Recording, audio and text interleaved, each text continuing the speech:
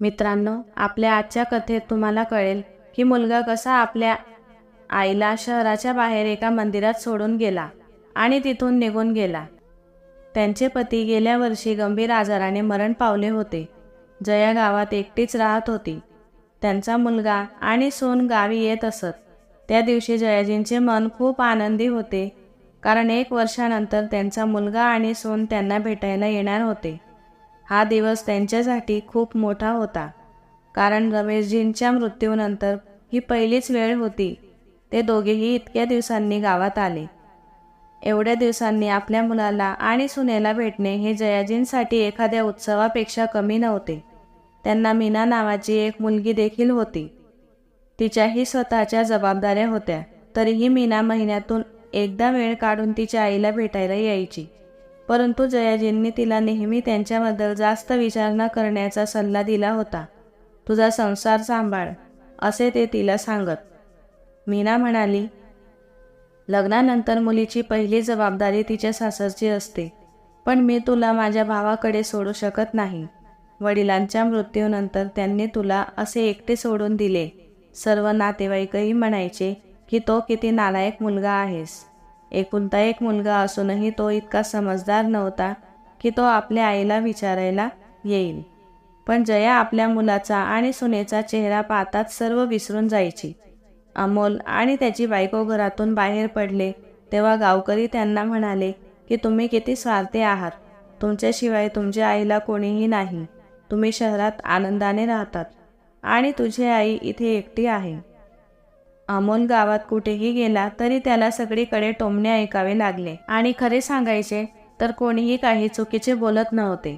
पण सत्य इतके कटू होते की अमोलला सहन होत नव्हते. खरं तर अमोलला त्याच्या आईच्या नावावर कर्ज घ्यायचं होतं, म्हणून तो फक्त आपल्या स्वार्थासाठी त्याच्या आईकडे आला होता. तेव्हा त्याला राग आणि तिरस्कार वाटत होता. त्याने एक प्लॅन बनवला आणि घरी गेल्यावर आपल्या बायकोला सांगितले की आपण आज संध्याकाळीच गावाला निघू, तू सामान बांधून घे. मग अमोल त्याच्या आईच्या खोलीत गेला आणि म्हणाला, आई तू पण आमच्यासोबत शहरात ये, इथे गावात एकटीच राहते. हे ऐकून जया खुश झाली. तिच्या आनंदाला पारावार उरला नाही. सुनेने तिचे कपडे पॅक करायला सुरुवात केली. संध्याकाळी जयाने मुलगा आणि सून यांच्यासोबत जाताना तिच्या शेजाऱ्यांना निरोप दिला. ती शेजाऱ्यांना म्हणाली की बघा, मी तुम्हाला सांगितले होते की माझा मुलगा अमोल तसा नाही, तो मला घ्यायला नक्की येईल. आणि बघा, आज मी माझ्या मुलासोबत जाणार आहे. आता मला काही त्रास होणार नाही आणि माझी मुलगी जी नेहमी माझी काळजी करत असते ती आता तिच्या घरी आरामात राहू शकेल. ठीक आहे, मी आता निघते, असे म्हणत जया मुलगा आणि सुनेला घेऊन निघाल्या.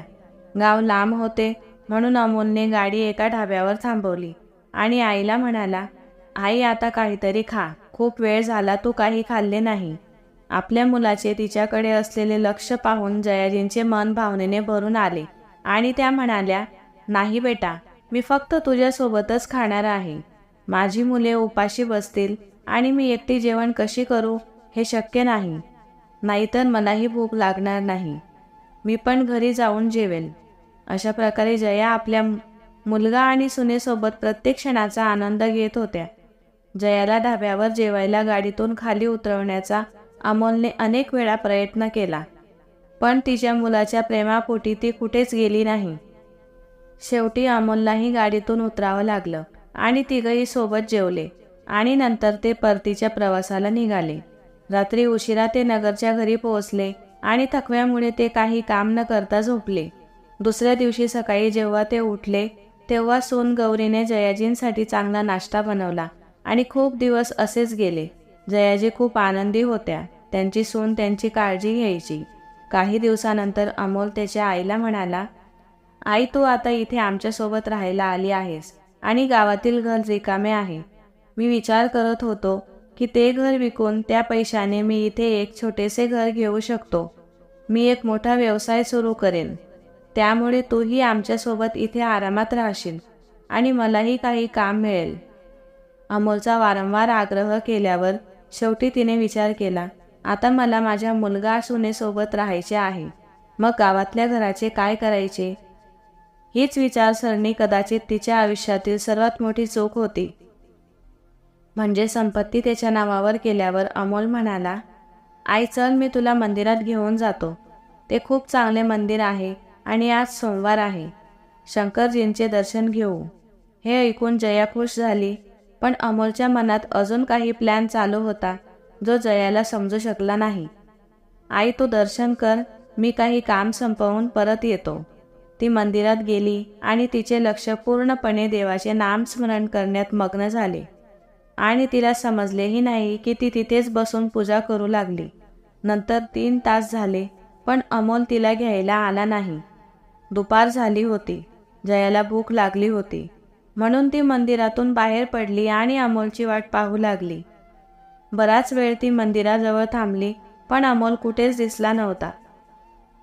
तेव्हा जयाला खूप काळजी वाटली, पण ती काय करणार? तिला ना आपल्या घराचा पत्ता आठवत होता ना आपल्या मुलाचा किंवा सुनेचा फोन नंबर आठवत होता. अनोळखी शहर, अनोळखी माणसं आणि ती कुठेतरी गेली आणि अमोल तिला घ्यायला आला तर तिला तिथं ना पाहिल्यावर तो अस्वस्थ होईल ही काळजी तिला वाटत होती. जया मंदिराच्या पायरीवर विचार करत बसली. तिने सकाळपासून काहीही खाल्ले नाही आणि ती आधीच अशक्त झाली होती. ती भूक आणि अशक्तपणामुळे रस्त्यावर अचानक बेशुद्ध पडली. त्याचवेळी एक कार आली आणि त्या कारमधून एक तरुण बाहेर आला आणि घाबरून म्हणाला, अहो काकू, तुम्हाला काही लागलं तर नाही ना? पण जया बेशुद्ध पडली होती. आजूबाजूच्या लोकांनी तिच्या चेहऱ्यावर पाणी शिंपडले, त्यामुळे तिचे डोळे उघडले. ती खूप घाबरली आणि लगेच शुद्धीवर येताच अमोल अमोल ओरडू लागली. तिला तिच्या मुलाचा घराचा पत्ता आठवत नव्हता, पण शहराचे नाव तिला माहीत होते. तिची नजर त्या तरुणावर पडली तेव्हा तो सुद्धा खूप अस्वस्थ दिसत होता. जयाजी शुद्धीवर येताच तो म्हणाला, काकू तुम्ही माझ्या गाडीसमोर बेशुद्ध पडल्या होत्या. जयाजी शुद्धीवर आल्या आणि म्हणाल्या, हो बेटा, मी बेशुद्ध झाले होते, यात तुझा दोष नाही. हे ऐकून तो तरुण शांत झाला आणि बाकीचेही तेथून निघून गेले. काकू, कदाचित तुम्हाला अशक्तपणामुळे चक्कर आली असेल. तुमची इच्छा असेल तर मी तुम्हाला कुठेतरी सोडून देऊ का? जयाजींना माहीत होते की तिचा मुलगा कोणत्या शहरात राहतो, पण याशिवाय तिला जास्त माहिती नव्हती. ती त्या मुलाला म्हणाली, बेटा, मी सकाळी माझ्या मुलासोबत मंदिरात आली, पण तो अजून परतला नाही. सहानुभूती दाखवत तो म्हणाला, काकू तुम्ही मला त्याचा पत्ता सांगा, मी तुम्हाला तिथेच सोडतो. त्यावर जया म्हणाली, तू माझ्याबरोबर इथे किती वेळ थांबणार आहेस? मला काहीच आठवत नाही. तो मुलगा हसला आणि म्हणाला, काही हरकत नाही. तुम्ही इथे किती वेळ थांबणार? तुम्ही माझ्यासोबत चला. आधी आपण शहरात पोहोचू, मग घर कसे शोधायचे ते बघू. माझा भाऊ पोलीस आहे, काळजी करू नका. त्या तरुणाचे म्हणणे ऐकून जयाला थोडा दिलासा मिळाला आणि त्या मुलासोबत जायला तयार झाली. जयाने सांगितले की त्यांचा मुलगा एका मोठ्या कंपनीत काम करतो आणि नगरसारख्या मोठ्या शहरात राहतो.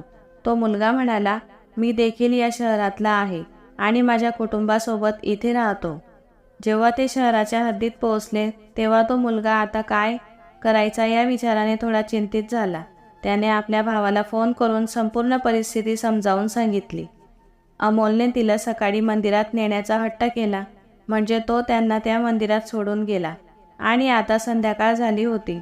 तो मुलगा जयाजींना म्हणाला की काहीतरी खाऊन घ्या, पण ती म्हणाली, नाही बेटा, एकदा शोधून घे माझ्या मुलाला, मग मी आरामात बसेन. तुम्ही दोघे खाऊन घ्या.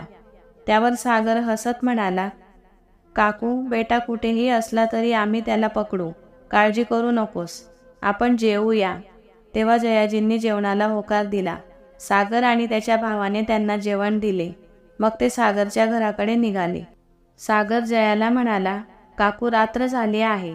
उद्या मी तुम्हाला तुमच्या मुलाकडे सोडतो. दुसरीकडे ऑफिसमधून परत आल्यानंतर अमोल आरामात टीव्ही पाहत होता. तेव्हा त्याच्या पत्नीने विचारले, अमोल, आई कुठे आहे? तुम्ही तिला सकाळी मंदिरात घेऊन गेलात आणि ती सकाळपासून घरी नाही. त्याच्या बायकोने चिंता व्यक्त केली. तुम्ही त्यांना कुठे सोडले? अमोल चिडून म्हणाला, काय झालं, वेडी झाली आहेस? ती माझी आई आहे. मला पाहिजे तर मी तिला कुठेही सोडू शकतो. तू तुझ्या कामात लक्ष दे.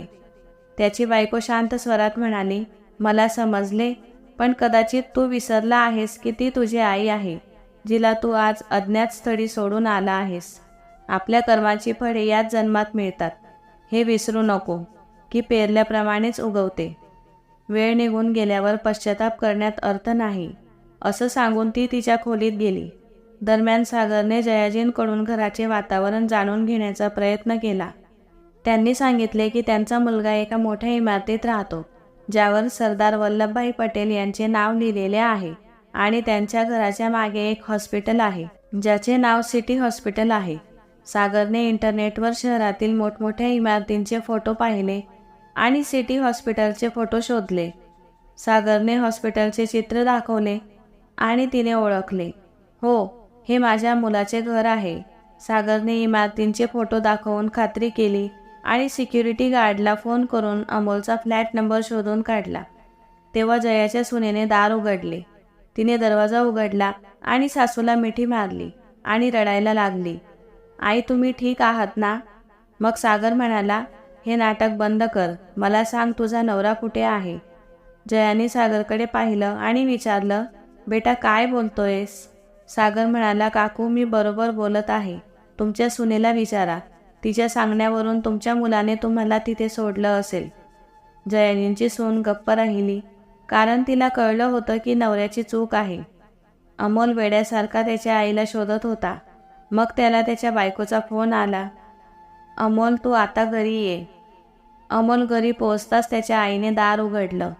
क्षणभर त्याचा विश्वासच बसला नाही. मग त्याने आईला मिठी मारली आणि रडत माफी मागायला सुरुवात केली. त्याच वेळी सागर बाहेर आला. तो म्हणाला, तुम्ही दोघे काय नाटक करत आहात? अमोलची कॉलर धरून तो म्हणाला, जर मला कळले की तुम्ही तुमच्या आईसोबत असे काही केले जे तिच्यासाठी वेदनादायक असेल, तर मी तुम्हाला सोडणार नाही. जयाला काही समजत नव्हतं. ती म्हणाली, सागर बेटा काय म्हणतोस? सागर म्हणाला, काकू तुमच्या मुलाने तुम्हाला मुद्दाम तिथे सोडले होते. हे ऐकून जया निशब्द झाली आणि अमोलकडे बघू लागली, आणि अमोल तिचा पाया पडून रडू लागला. आई, मला माफ कर. माझ्याकडून खूप मोठी चूक झाली. मी माझ्या स्वार्थापोटी आंधळा झालो. यावर सागर म्हणाला, तुम्ही रात्री उशिरा घरी आलात. तुमची बायको स्वयंपाकाचा कंटाळा करेल, पण तुमची आई तुम्हाला कधीच रिकाम्या पोटी झोपू देणार नाही. देवाने तुम्हाला दिलेल्या अनमोल आशीर्वादाची कदर करा. अनेक मुलं आहेत ज्यांना त्यांच्या आईवडिलांचे प्रेम मिळत नाही. असे बोलून सागर तिथून निघून गेला. अमोलला पश्चाताप झाला होता. तर आजची कथा तुम्हाला कशी वाटली? कृपया कमेंट करून कळवा आणि लाईक करायला विसरू नका. धन्यवाद.